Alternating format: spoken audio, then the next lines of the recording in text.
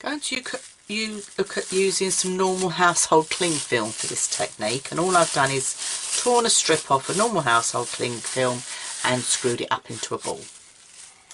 So again, I'm going to go in and soak my cardstock just with some normal water on my wide brush, and then I'll pick some colours out, and I'm just going to do blobs. Look how beautiful that looks as it sort of falls onto the cardstock. It just looks absolutely stunning, doesn't it?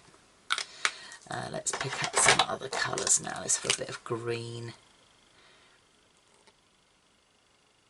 And when you're doing this, have a think about the colour wheel, because obviously depending on what colours you put together, you can end up with a real muddy mess if you're not careful. So do have a little bit of a think about the colours that you're choosing when doing some of these techniques. So again, I've gone for quite bright colours for this technique because I think it works better with the bright colours. I'm going to go in with my spray bottle just to move that around a little bit more, and then getting my cling film. I'm not unravelling it all, just making it so I can lay it onto my cardstock and then start to move it around to actually fit on to your cardstock. This technique needs to dry naturally, because obviously being cling film, if we dried this with a heat gun, we'd have a horrible mess. It would all melt and not be very good.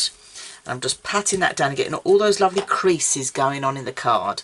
So I'm going to set this aside to dry naturally, and we'll come back and have a look once it's dry. Now my cling film has been allowed to dry, and I've let this dry naturally because obviously if you're going to heat dry it, you're going to shrivel up the cling film, you're going to have all sorts of problems. And you'll know when it's dry when it's moving around quite freely.